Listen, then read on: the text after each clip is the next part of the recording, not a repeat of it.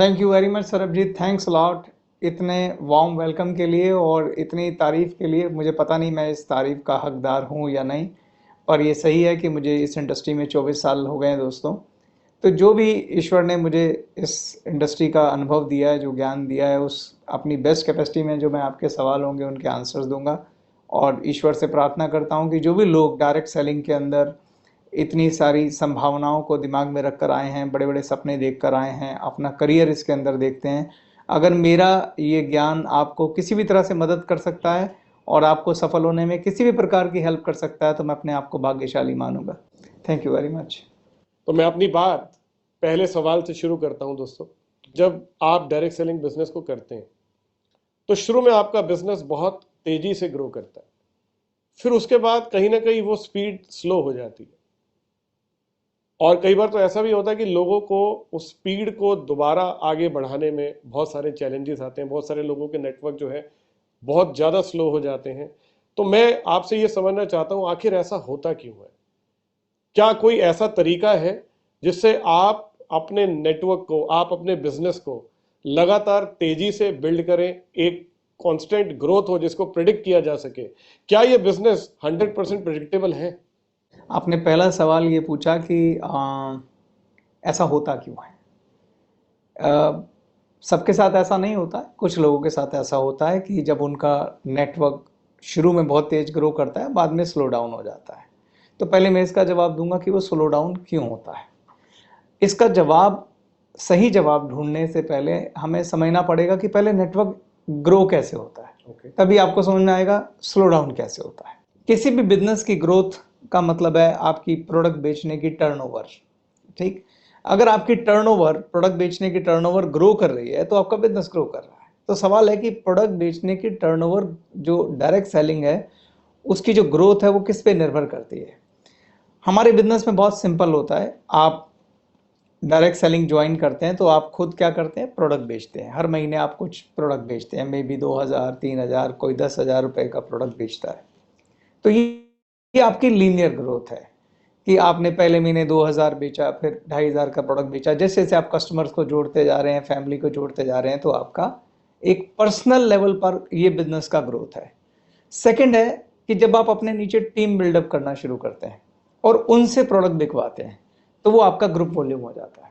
ठीक, आपने अपने नीचे टीम बढ़ानी शुरू करी, उनको ट्रेनिंग दिया, उनसे भी प्रोडक्ट बिकवाया, तो अब आपका बिजनेस वॉल्यूम बढ़ना शुरू हो जाता है।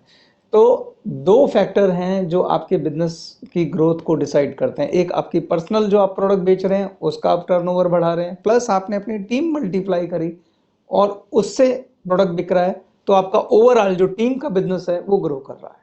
ओके, तो मैं यहाँ पर ग्रुप वॉल्यूम वर्ड यूज करूंगा उसके लिए। जब आपकी टीम के साथ जब आप बिजनेस करते हैं और एक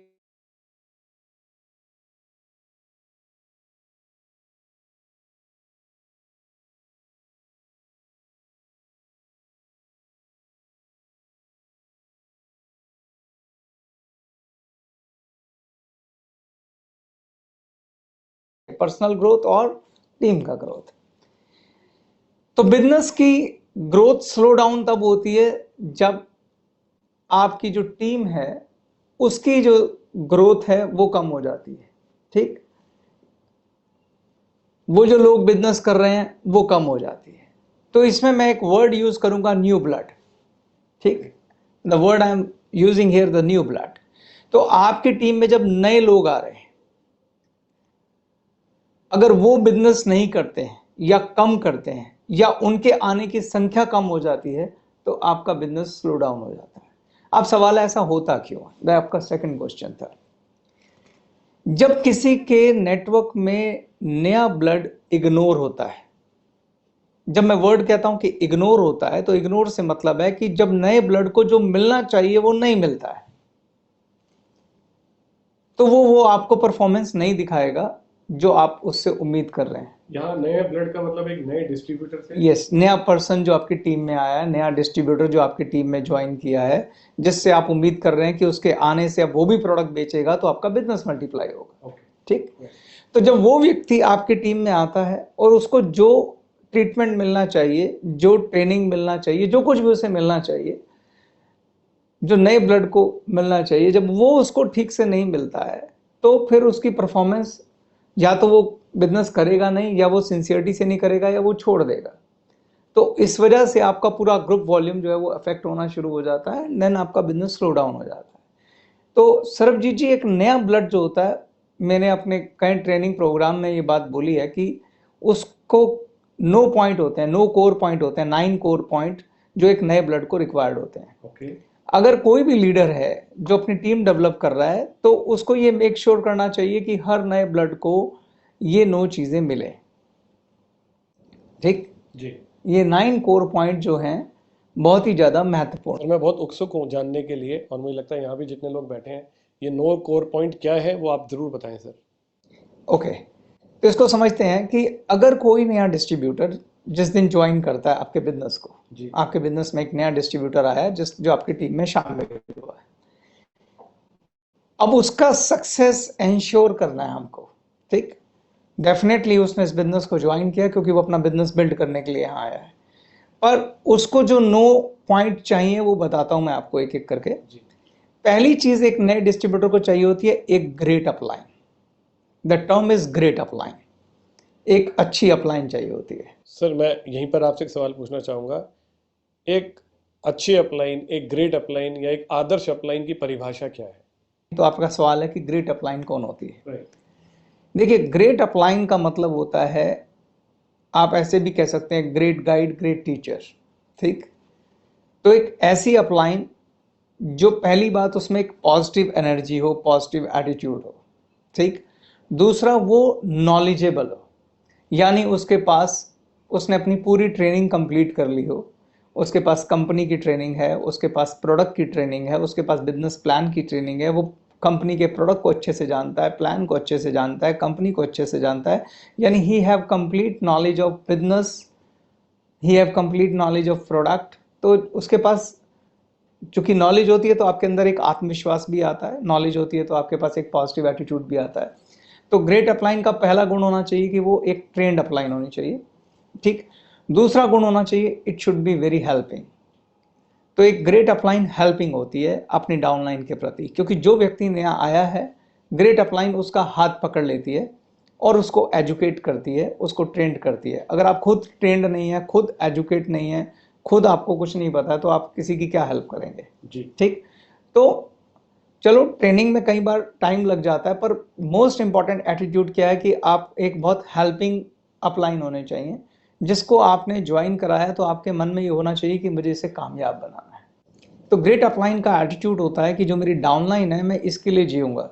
अपनी डाउनलाइन जो डायरेक्ट डाउनलाइन है, ये मेरे पे भरोसा करके इस बिजनेस में आया है, तो इसको कामयाब बनाने के लिए जो कुछ भी मुझे करना पड़े मैं करूंगा।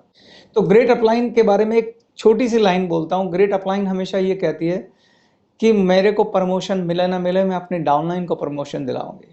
Until unless you don't know the art of giving, you cannot take। ये बिजनेस बहुत ब्यूटीफुल है सरबजीत जी। आपको कभी ये नहीं सोचना चाहिए मुझे क्या प्रमोशन लेना है, आपको ये सोचना चाहिए कि मुझे अपनी डाउनलाइंस को प्रमोशन दिलाना है, क्योंकि जब आप उनके प्रमोशन दिलाएंगे तो आपका अपने आप ही हो जाएगा। तो it's a business of heart, not of brain. ये दिल का बिजनेस है। तो ग्रेट अपलाइन हमेशा अपनी डाउनलाइन के प्रमोशंस के लिए, उनके सक्सेस को इंश्योर करने के लिए काम करते। बहुत खूब सर। मैं यानी अगर एक बात ऐड करूं तो आप ये कह रहे हैं कि एक अपलाइन बॉस ना हो के एक लीडर होनी चाहिए। yes। क्योंकि बॉस हमेशा पहले अपने बारे में सोचता है, लेकिन लीडर हमेशा पहले अपनी टीम के बारे में सोचता है। परफेक्ट, ग्रेट, बिल्कुल। बहुत बढ़िया। तो पहला जो नए ब्लड की रिक्वायरमेंट है वो है कि उसे एक ग्रेट अपलाइन चाहिए। सेकंड, नए ब्लड को जो रिक्वायर्ड है उसे ग्रेट टीम चाहिए। Okay, great team. Yes, great team चाहिए। Great team with positive attitude, with lot of positive energy. एक ग्रेट टीम चाहिए। अब डेफिनेटली आपका दूसरा सवाल होगा कि ग्रेट टीम क्या होती है। ठीक है, तो मैं समझ गया था आप ये जरूर सवाल पूछेंगे, तो मैं उसको भी आपको समझा देता हूँ। ग्रेट टीम का मतलब क्या होता है? हमारा बिजनेस टीम वर्क का बिजनेस है। इस बिजनेस में अगर आपको स्पीड से काम करना है, सक्सेसफुल होना है, तो टीम बना के काम किया जाता है। टीम यानी मिलजुल के काम किया जाता है, क्योंकि इसका स्ट्रक्चर ही ऐसा है जहां हम मिल के काम करते हैं, शेयर रिस्पॉन्सिबिलिटीज लेते हैं, मिलजुल के रिस्पॉन्स। जैसे हम हाउस प्रेजेंटेशन कंडक्ट करते हैं, मास प्रेजेंटेशन कंडक्ट करते हैं, तो उससे रिस्पॉन्सिबिलिटी भी हम शेयर करते हैं। ठीक, और एक बहुत शानदार माहौल होता है जिसमें एक मतलब सेलिब्रेटिंग माहौल होता है कि हम मिल के काम कर रहे हैं, मिल के सक्सेस ले रहे हैं, और एक दूसरे के लिए हेल्पिंग एटीट्यूड होता है। जो भी व्यक्ति इसमें काम कर रहा है उसमें अगर टीम वर्क नहीं है तो सक्सेस नहीं मिलेगा या बहुत स्लो डाउन हो जाएगा। तो जब कोई नया ब्लड आता है तो इमेजिन करके देखिए, फील करके देखिए कि 8-10 लोगों की टीम है या 5 लोगों की भी टीम है, ठीक, जो उसको वार्म वेलकम करते हैं कि आपका हमारी फैमिली में स्वागत है और आप घबराइए मत, हम मिल के काम करेंगे। और ये लोग हर 2 दिन में 3 दिन में इकट्ठा होते हैं एक साथ,